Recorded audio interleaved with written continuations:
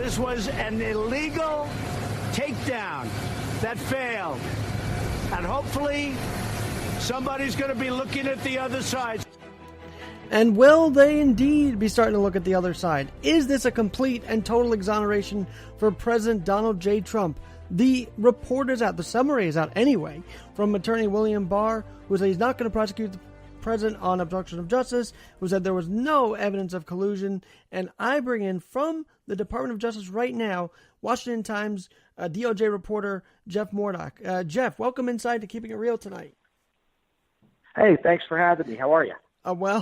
This was a interesting day. I actually went to the gravesite of my grandmother who passed away last year at the age of 100, so that was emotional. But I'm coming back, and I see the reports out. I see that Barr's submitted a 4-page report, and then I see Trump, of course, reacting. Is he right to react about this the way he is? I think he has every right to react the way he did. It's a complete exoneration for the Russia conspiracy allegations. Robert Mueller talked to a lot of people. He looked at a lot of documents. He investigated a lot of people. I think in total he issued more than, I think it was roughly 3,000 subpoenas, executed almost 500 search warrants, and found no evidence that the Trump campaign or anyone associated with it conspired or coordinated with the Russian government. I don't know how you can look at that as anything other than a total exoneration and vindication for the president. It's a beautiful day. I'm sorry. It's a beautiful day. It just is a beautiful day. Now continue.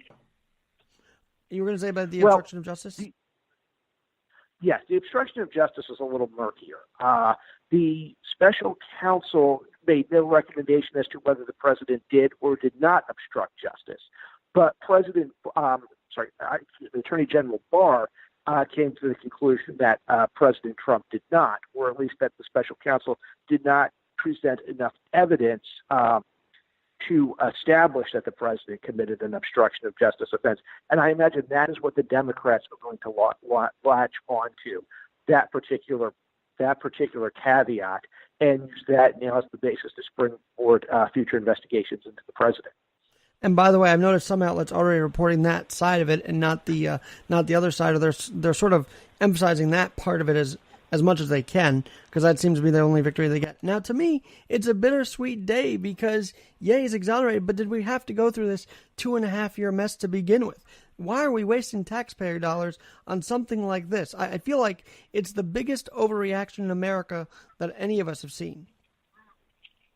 Well, if you're the president now, you're thankful for this investigation because it exonerated him on the Russia claims, which has dogged most of his presidency.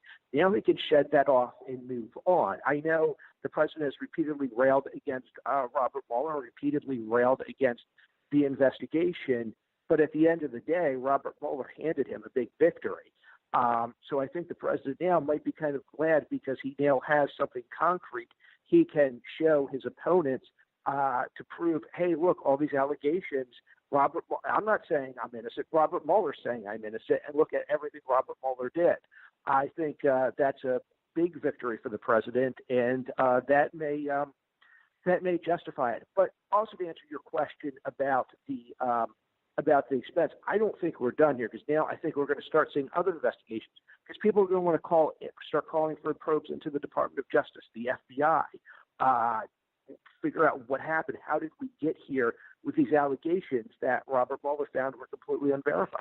What else can you tell us that's going on at the DOJ today, right now, as you speak? It's been a bit of a mess. I believe it's been a bit of a mess today. We've had conflicting reports. We've had some guidance delivered that has changed at times. There's kind of was an air of anticipation coming in here this morning. But now it's sort of calmed down. I know a lot of the reporters have left today. I believe, although I'm not 100% certain, but I believe Attorney General Barr has left the building already. It's been a big, a lot of it. It's sort of like a post-New Year's Eve party around here. There's a lot of anticipation, a lot of waiting, and now it's just sort of cleaning up and packing up boxes. Now, obviously, a couple other things are in play here. First of all, if you remember throughout this whole thing, who did Rod Rosenstein come out and indict? He indicted a lot of Russians among this, but the media never seemed to want to cover that, did they? Well, I feel like the media did cover the Russians. The problem with covering the Russians is those Russians are in Russia. We have no extradition treaty with Russia. They're never going to see a U.S. courtroom. I was thinking when they indicted him for interfering in the 2016 election, I was thinking, well, we're at it. Why don't we just go ahead and already indict them for interfering in the 2020 and 2024 elections? Because they're going to continue to do it. We have no authority to bring them back here.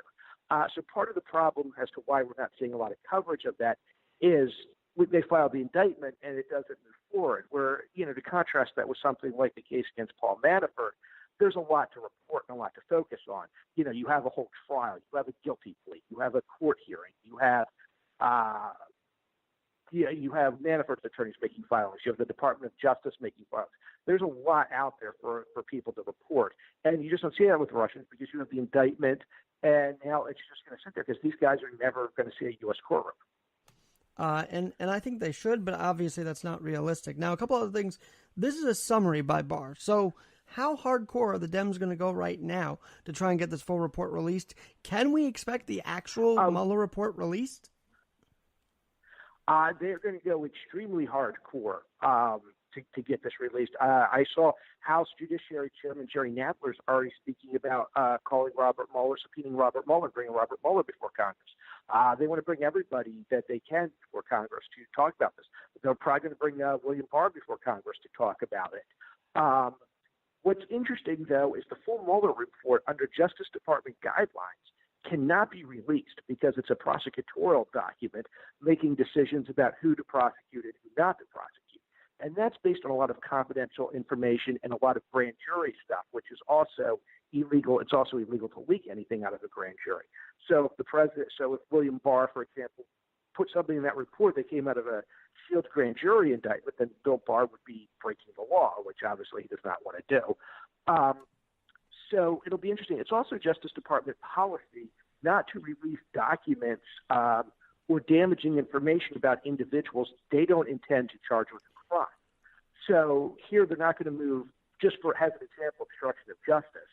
They're not going to charge President Trump with obstruction of justice. Therefore, any information or any evidence Robert Mueller obtained in the obstruction of justice investigation cannot be released under Department of Justice guidelines because they decided not to charge President Trump with a crime in that regards.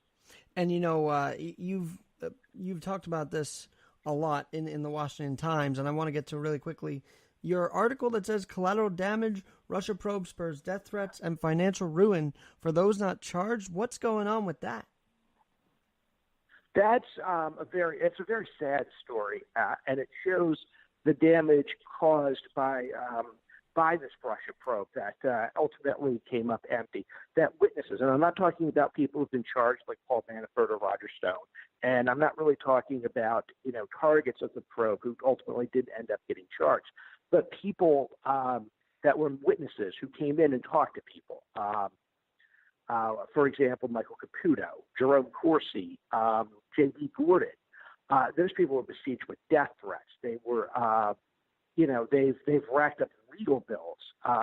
It's horrible, some of the threats in some of the tweets. For example, Michael Caputo, a police officer in SoCal told me that they have an officer swing by his house at night to just to make sure it's okay because he's got so many threats. It's scary. It really is. It's scary what happened to these people. It's a lot of lives ruined. And of course, he's 72. Of course, he's 72. He didn't do anything in his life up until he was nabbed in this whole thing. I mean, it shows the absurdity of this whole special counsel, don't you think? Well, I think Corsi. Well, I think what's interesting with Corsi is Corsi has been alleging that he was told to. He was told that he was going to be charged with a crime, where they were threatening to charge him with a crime, and ultimately they never did. I think that's really interesting, and I'm hoping Jerome Corsi or somebody else speaks out a little bit more about that as to why he never was charged with a crime. And it's kind of, we've had you on for other things. And I'm things. not saying, and just to clarify, I'm not saying that he did. I should back up and clarify that statement. I'm not saying that he did commit a crime, but he was saying that he fully intended to be indicted. He was expected to be indicted, and ultimately he was not prosecuted. And I'd just be interested to know if we ever learn where the discrepancy lies between him saying he was going to be indicted and ultimately not being indicted. I just want to be clear about that. There's no evidence that Trump, of course, he did commit a crime. And I'm sure a lot of what went on behind the scenes is going to end up in a book somewhere, someday. May not be tomorrow, but certainly down the road. I'm sure it will be. Now, you've been covering the DOJ a lot, and I bring you on a few times to discuss what's going on, but this obviously has been the phenomenon. But there are good things going on in the DOJ, and this just adds to one of those good things, I would think. Well, at the Department of Justice, I mean, this has only been 1% of what the Department of Justice does. I mean, they bring down, they've been doing a lot to help rein in the opioid crisis.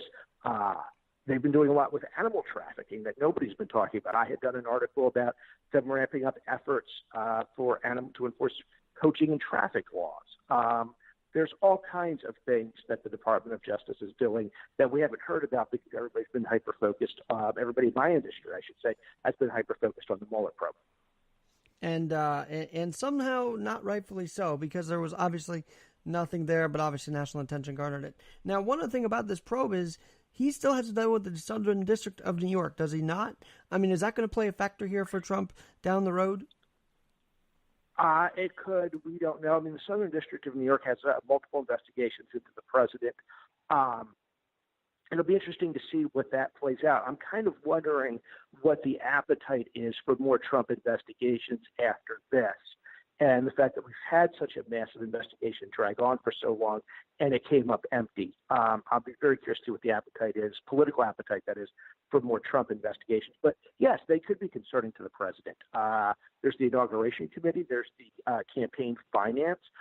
Michael Cohen had suggested at his public hearing that the president had committed bank fraud. That's an issue.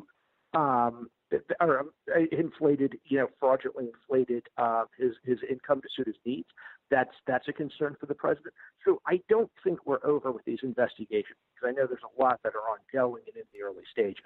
Now, one last thing before I let you go home. I know it's been a long day down there, Jeff Mordock, Washington Times DOJ reporter. Thank you so much for joining us today on this breaking news story. Thanks for having me.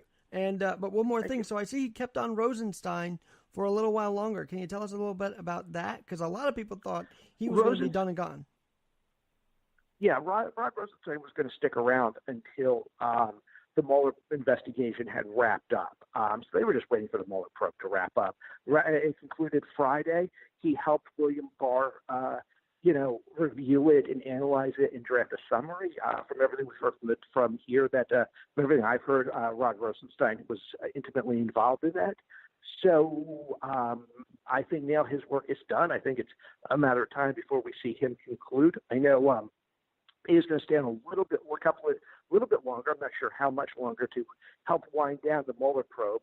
But all that's really left to do is pack up boxes, do a couple things. There's a couple cases stemming from the Mueller probe. For example, Roger Stone goes to trial in November. Roger Stone, that's being handed off to the U.S. attorneys for Washington, D.C. I'm trying to think Michael Flynn still needs to be sentenced. Rick Gates still needs to be sentenced. I believe that has also been handed off to the U.S. Attorney's Office for Washington, D.C. So, there's still a little more work for the special counsel's office to finish. But as of right now, the big thing is done. The special counsel's done. Mueller's gone home, and the president seems exonerated. Now the week that follows will be the most intense week. We thought all these weeks were intense, but wait till they try and get their hands on the report. That will be intense as ever. And Jeff, we'll call you back once that's all resolved and hear from you again. Thanks. I look forward to it, Alex. Thank you so much. All right. I'm Alexander Garrett, Keeping It Real once again today here at the Keeping It Real with Alexander Garrett channel. Thanks for listening, and talk to you soon.